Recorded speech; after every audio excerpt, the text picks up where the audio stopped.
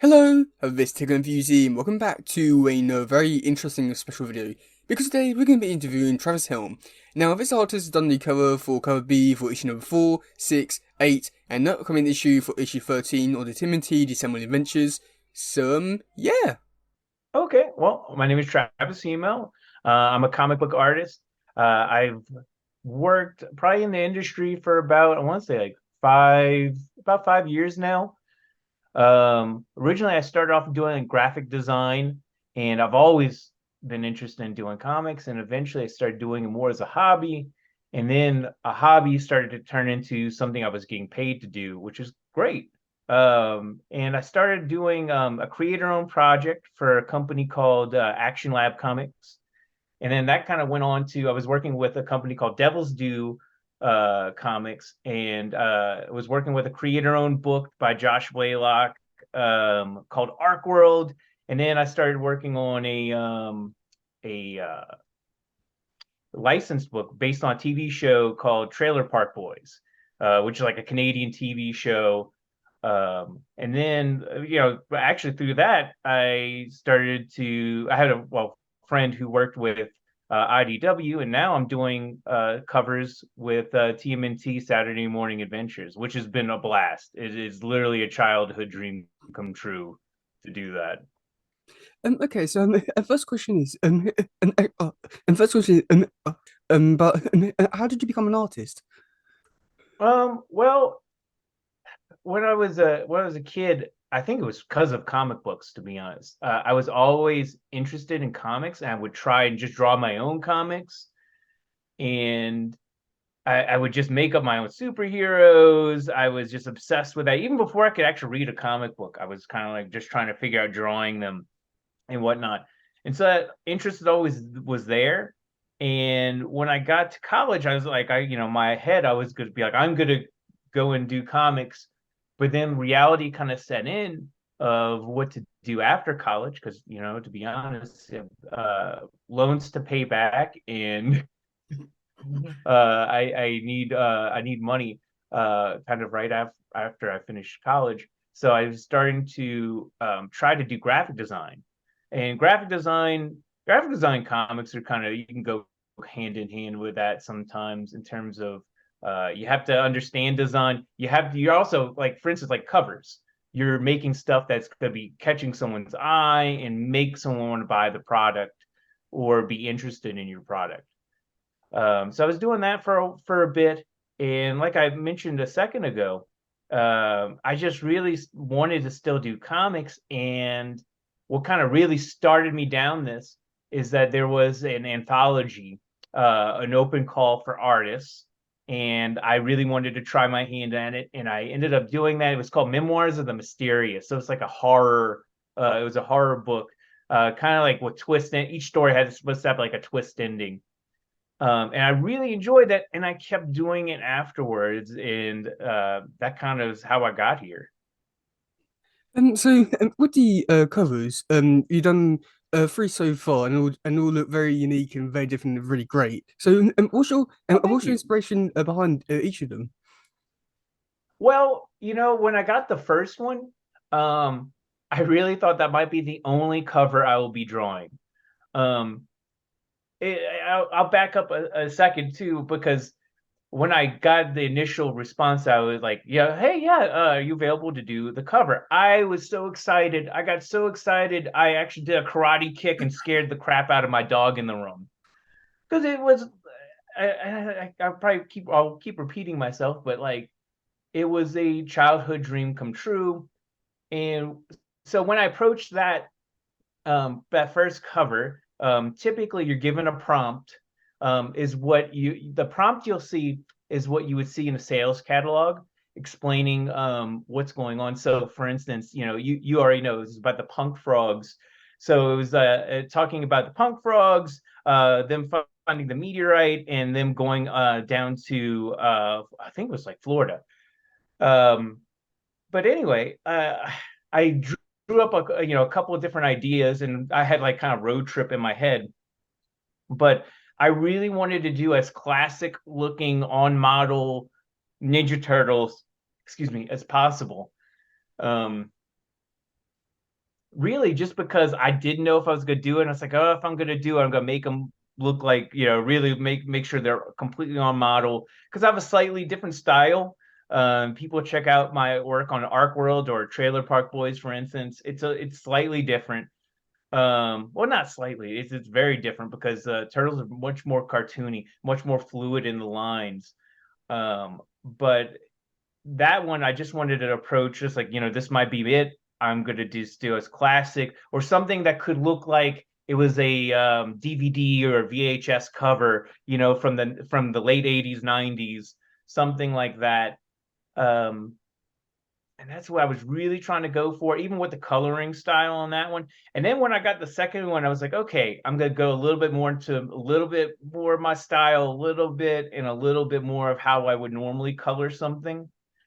And then in and I'll go back to the second one, but the third one, um, I would really be like, you know what? Let's just go have fun because my third one is for issue 8. It's cover B, and that'll be out in December 27th.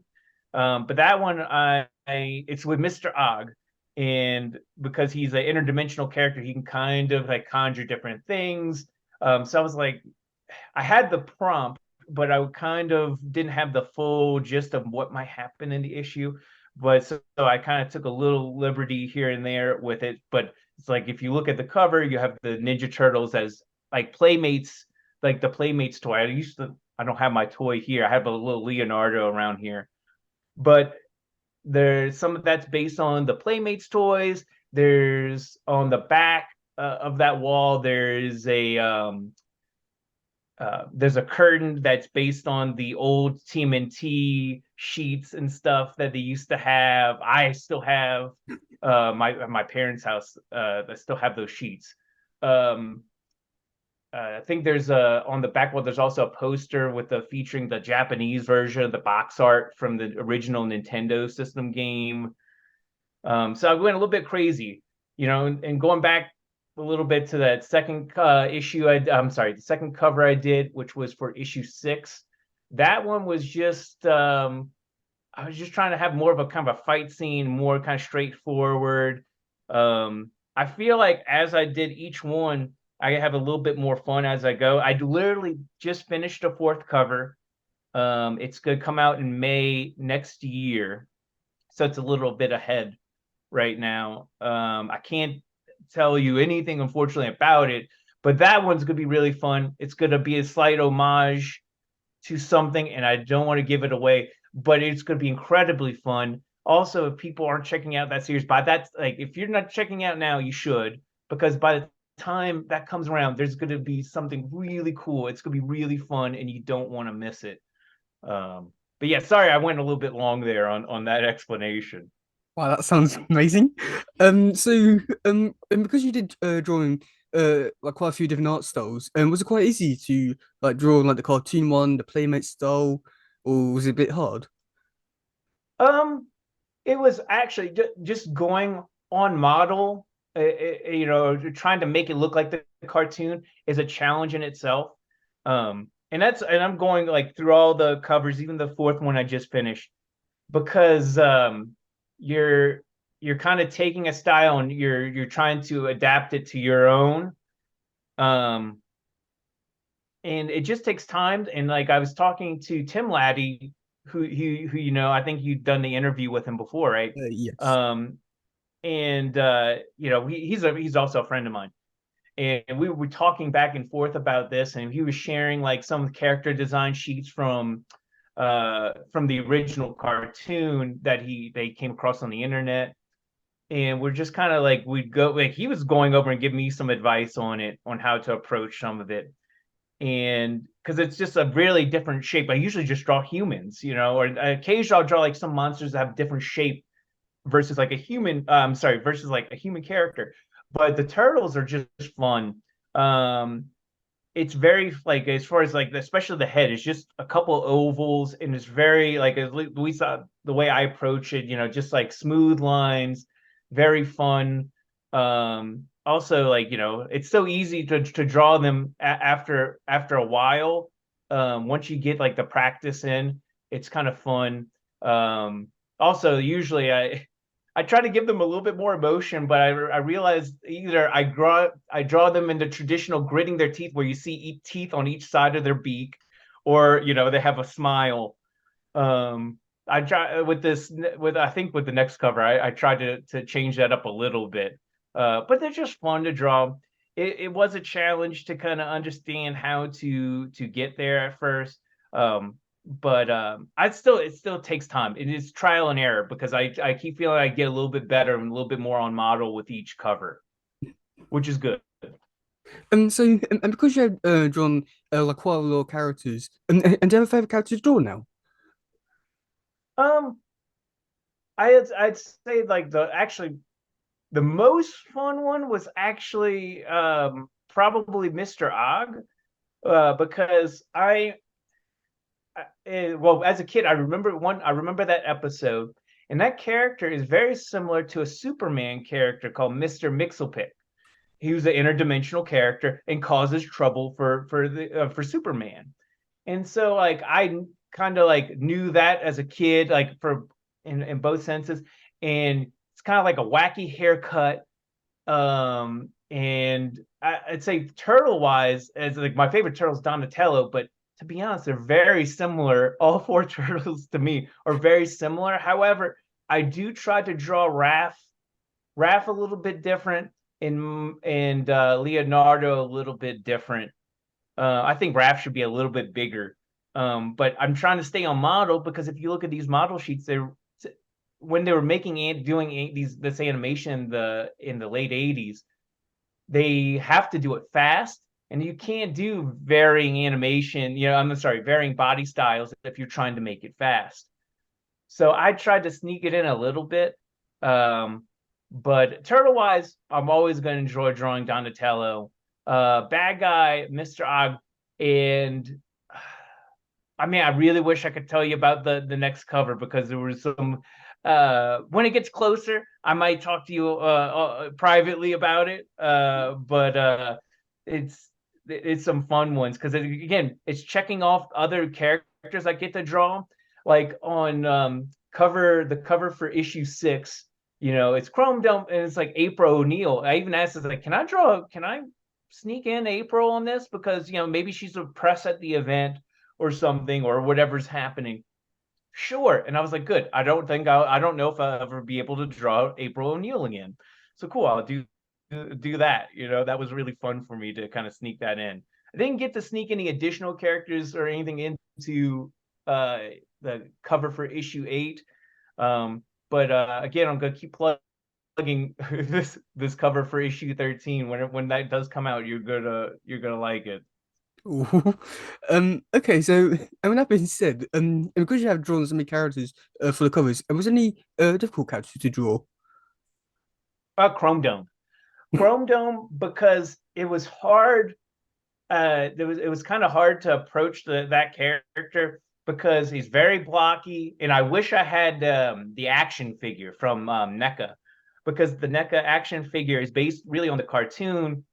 However, I was able to find like all kinds of different reference shots on it, but the character is slightly bigger, not slightly bigger. It's like 2 times the size of a Ninja Turtle when they're standing by each other. And I'm watching episodes. I was watching episodes of the cartoon. That was my homework, was watching some of the cartoon to see that, because there's one particular episode where he's fighting with a bunch of the other villains as well in the sewer. I can't think of the name of that episode off the top of my head, but I was just trying to see how big he is because I kind of wanted him to be like tossing around the turtles a little bit. I want them to be fighting, but I don't want them to be like a clear winner loser on that cover. So that was the hardest thing, and also because he has these weird back metal wings or something on it. I don't know what you would call that. That's also was kind of weird to kind of draw because I have to wrap my mind around how to draw this, and keep in mind this is like a 3-dimensional object and I'm trying to draw it. It was just a challenge. That was probably the hardest the character to draw so far. So every issue number 8, you did put some of those references in.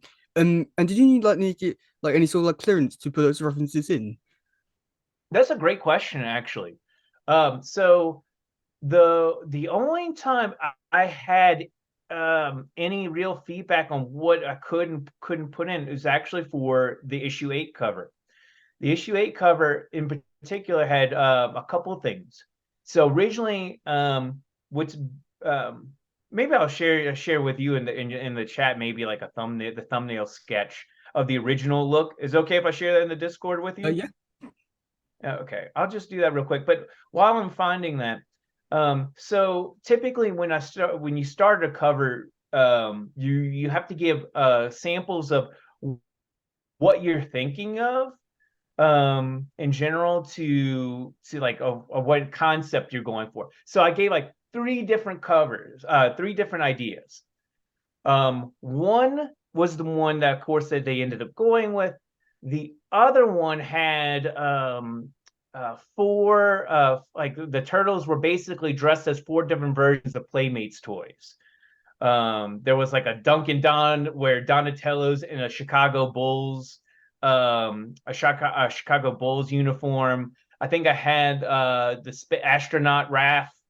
Um, I can't. Oh, and I think I had Leonardo as like a barbarian, and those were based on Playmates toys. They didn't pick that, but I still put Playmates. Technically, I put Playmates stuff into the cover that they picked, and I mentioned that when I sent the email. Let's see. I'm still looking for that. Still looking for that little sketch. But anyway, they gave me a note as like, hey, we can't officially use Playmates toys. It can look similar, but it can't. Because originally the way I was going to draw them, they were going to look like just like regular action figures. The cover, the way it came out, they had more of their normal cartoony face, you know. So I'm just sending in the Discord. If you want, to post it maybe in post if you put it up with the video. Let's see. I think these are the two I mentioned. So one is the one with the action figures, and one is the other sketch that they ultimately put. So that was kind of a challenge for me because I really wanted to do them just like the actual whole, Mr. Ock holding the Playmates figures, because the idea was maybe he's a super fan and he's playing with his Ninja Turtle toys. I thought that would be cool. But kind of change of direction. But one thing I didn't include in that original sketch was I wanted to do like a cool poster on the back, and I wanted to use like something maybe kind of obscure. So I found the Japanese, the Famicom version of the Ninja Turtles game, and that poster's back there. I even went to the point where I kind of traced the Japanese logo and put it in. So it's in the original art, but when that went through to approvals, that was like we have to take that out. We don't have the license, I believe, to use that particular logo on anything, even though like the logo is almost obscured. It's actually almost obscured, and it's like I had to change it out. It's like they just change it out with the normal TMNT logo. It's like, okay, cool. It's easy to do. Once I'm in a certain process, like I do work a combination of traditionally and digitally. So I'll sketch everything up maybe on my computer. And if I'm going to do the black and white line art, I'll print it up and then I'll ink on paper traditionally with pens and brushes and things like that. So then I'll scan it in and then I'll color it. And once I got to that color stage, it was kind of easy just to kind of paste in that TMNT logo. So, throughout the covers you've done so far, you have and you said you colored them, and throughout them they have all like different like coloring styles. So was that quite like easy to do, like with the different like coloring styles? Well, it's as I was going on, like it wasn't. It's well, the more airbrush styles, if that makes sense. Like especially you'll see it more on the issue 6 cover. That was more what I'm used to.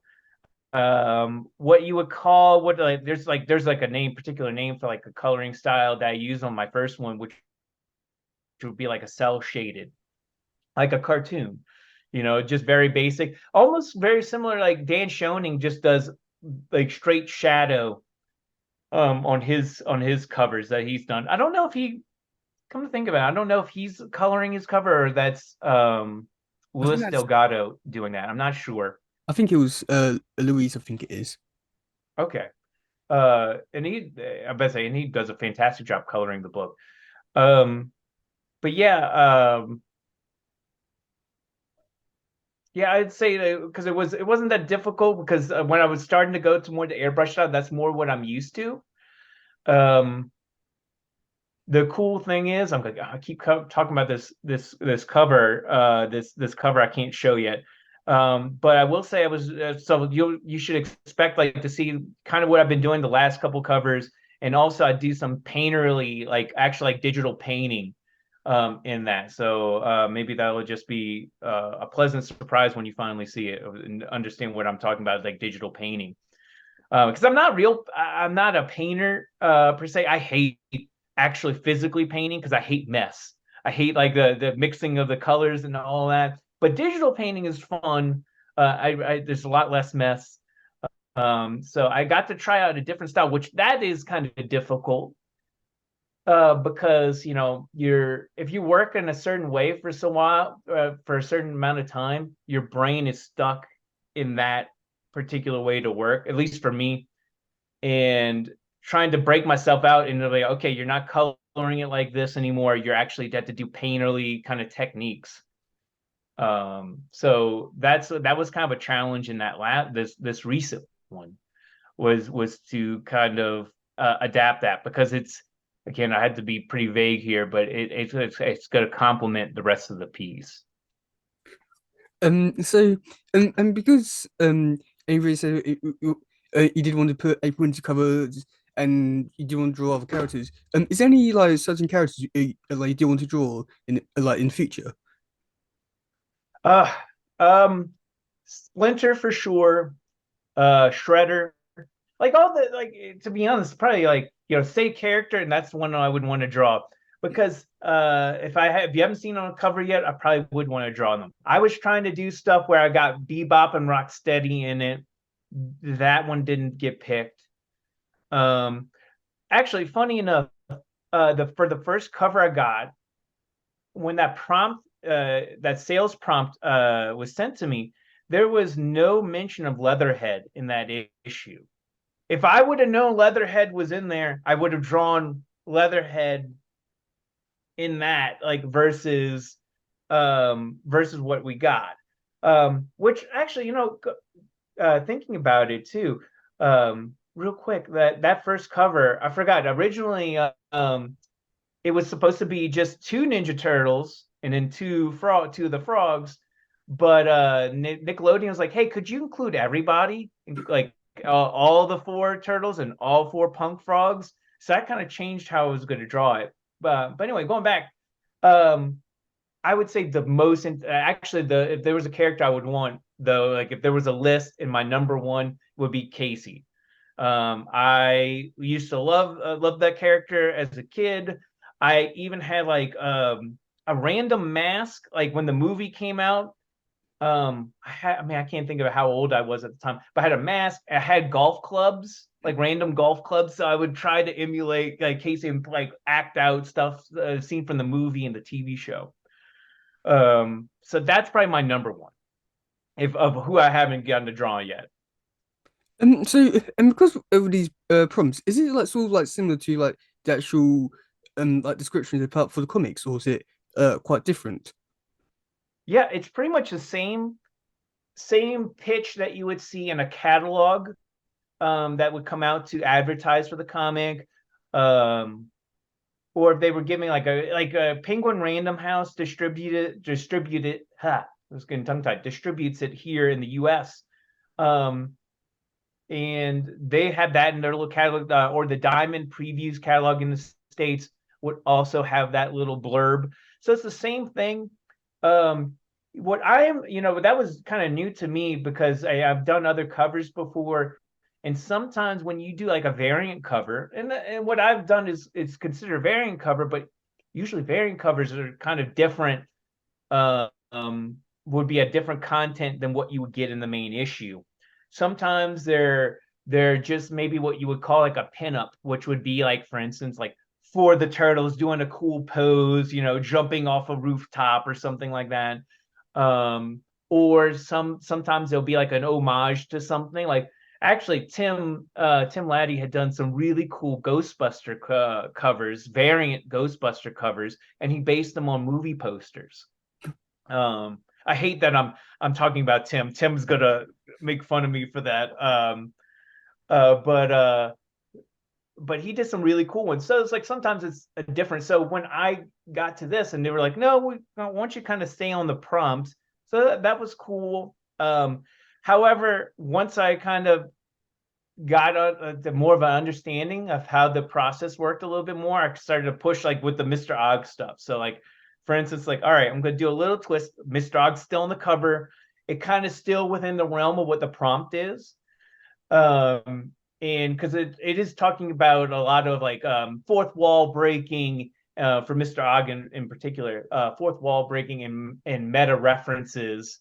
So I was like, okay, that can work with the toys, the merchandise, all that kind of works with this prompt. And also with this next one, because the one the issue 13 cover in particular, I was like, based on the prompt, I could actually have a little bit of leeway to do an homage to something else that was in the TMT universe. And because you've done quite a few covers, is there any sort of plans in the future for you? Have you actually like draw like an actual issue of the comic? No plans as of right now. If it comes up, if the opportunity like comes up, I would definitely jump on it, and I would love to do it.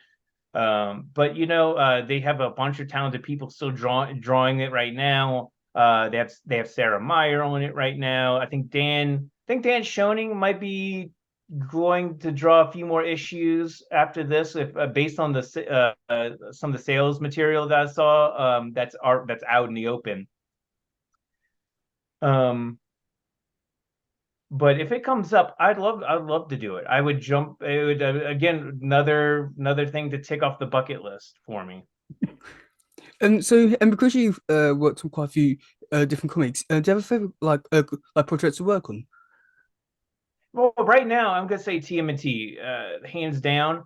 But before, I would say there was definitely the Trailer Park Boys. There was one particular cover in general I got to do for the second issue of the Trailer Park Boys comic, and it was based on I love there's a particular artist I like named Alex Toth, and, and he's a prolific illustrator. He did tons of comics, 60s, 70s. He still did stuff in the 80s and 90s. But he was also well known for doing like actual cartoon art for like Hanna-Barbera and like Super Friends. If you ever look up the cartoon for Super Friends, he did a lot of the designs. I think probably all the designs. But one of the comics he did that I love this art on is Hot Wheels, and it was actually I think that was based on the Hanna-Barbera cartoon like during the 70s that was going on then. And so I pitched a cover where I was going to style it after one of his covers, and it got approved, and it was so much fun. It was a blast to do from start to finish, because there's a Hot Wheels logo if you're familiar with the toy. I pretty much made my own version of that logo with Trailer Park Boys, and it was just a ton of fun. I wanted it to look like retro vintage cover, and the colorist on that was I think their name is Greg and Fake. So it's like a studio. It's a team that colored it, and they killed it. They knocked it out of the park. But that was probably my favorite project that I had worked on, excluding the Ninja Turtle stuff. And as I can see in your background, like you're a big Marvel fan. And do you have a favorite do you have a favorite Oh, so my favorite superhero in general, I would probably I'd probably say Wolverine. If you're gonna say as a group, it would be X-Men. And actually, a lot of those are vintage X-Men figures up there. Um, But as we just say group, X-Men, if in particular probably Wolverine. I think a lot of people would probably say like a character like Spider-Man, which is just fun because that character is relatable. But I like Wolverine specifically because that character, when I was growing up, there was like I would got into it because of the cartoon that came out. So that cartoon probably made me start reading the X-Men comics. And around that time, Wolverine just had like really fun stories.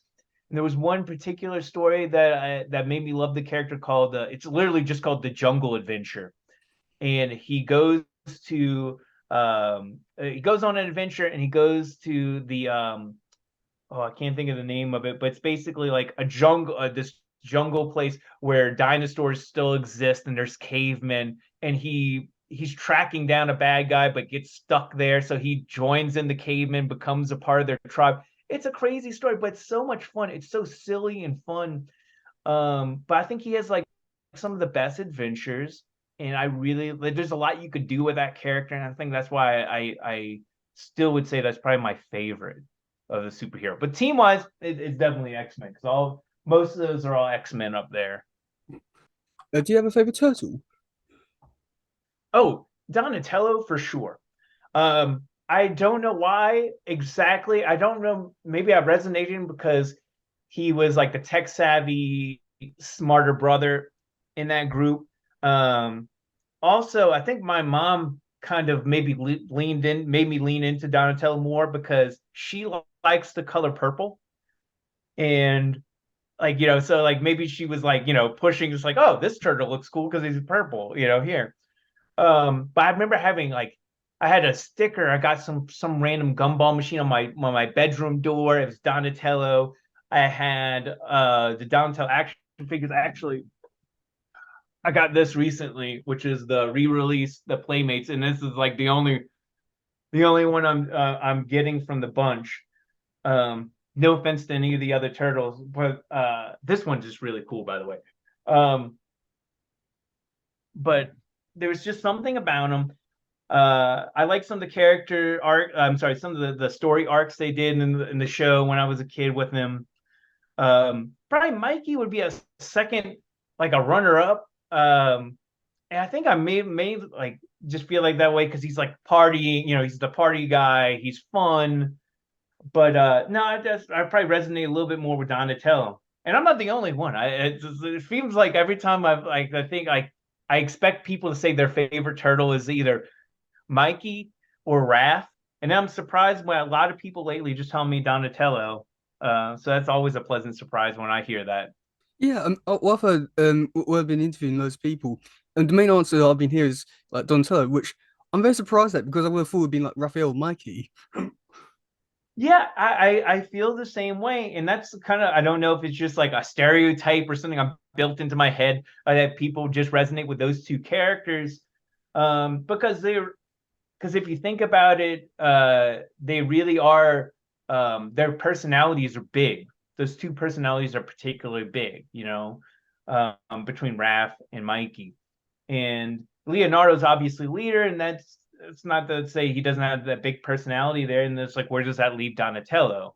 Yeah, And not to go too much on and on about, it's like how that character is, but there's just something I resonated with, and I still, and even like the different incarnations, like the Mutant Mayhem version, I love that version. Like if not even just saying it just because I said Donatello is my favorite, because the way they did Mutant Mayhem, they really focused on them how actual teenagers would be.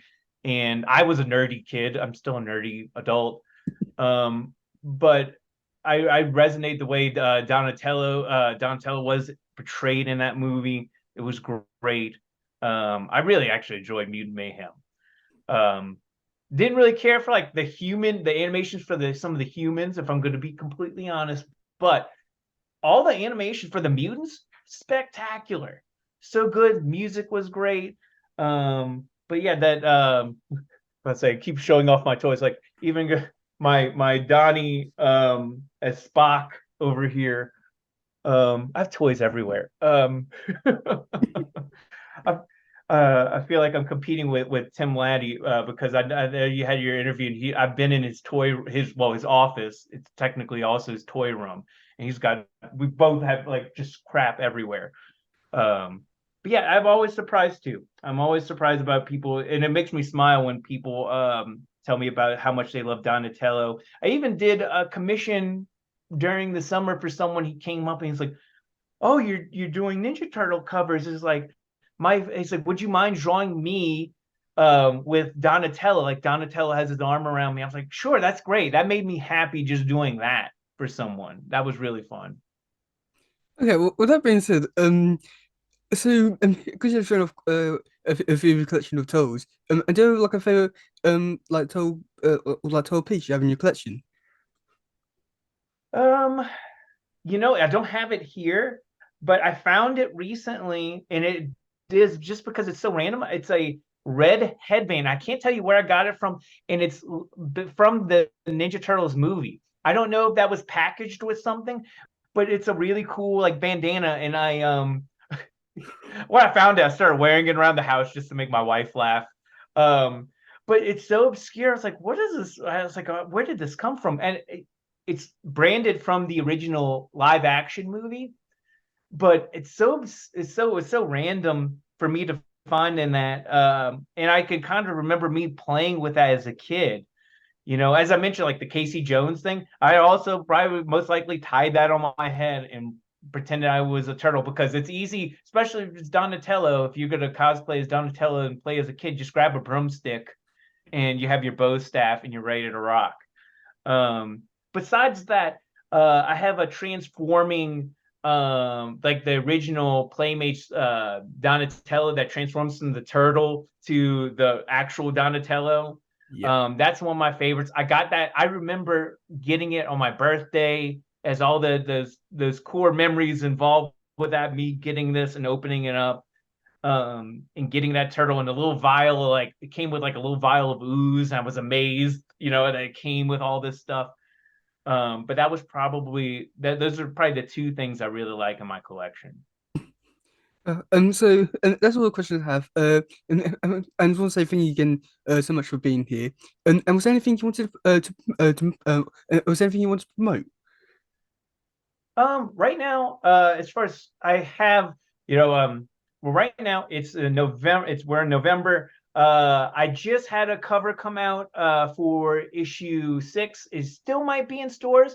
If you have a comic book store you frequent, ask them to order it, or you could check it out. Or you probably find it online. But I also have another cover coming out December. I can't have to look at my calendar. But it's pretty much going to be, as soon as I pull it up, December 27th. So right after Christmas. I have issue 8 come out. Definitely pre-order that or pick it up if you're looking for my cover in particular. Definitely do that. I also have I think the trade paperback of Ark World just came out. Which if people are into theories on ancient people, because this story Ark World is based on theories on ancient people, that there were more of a highly advanced society, and it's focusing on two people in particular who caught up in a deep state conspiracy. So it's like ancient aliens minus the aliens, just cool technology based on like Atlantis, like for instance. So you have like all these ancient cultures. So that should be out and available, or you can go to devilsdue.net. Or if you're looking for any of the Trailer Park Boys stuff, you can also find that at devilsduecomics.net. I also draw live. I'm trying to be regular and draw live on Twitch. You can find me at Travis Hymel, Hymel. You can find me on Twitch and watch me draw on Mondays, usually at I want to say 8 o'clock Central is when I usually hop on there. Okay, well, yeah, I'll put all the links in the description. But thank you so much for doing this. This really meant a lot. Oh, I enjoyed it, Teddy. It was great. It was nice chatting with you for a bit. Well, thank you so much. No worries, man. Have a good one. You too.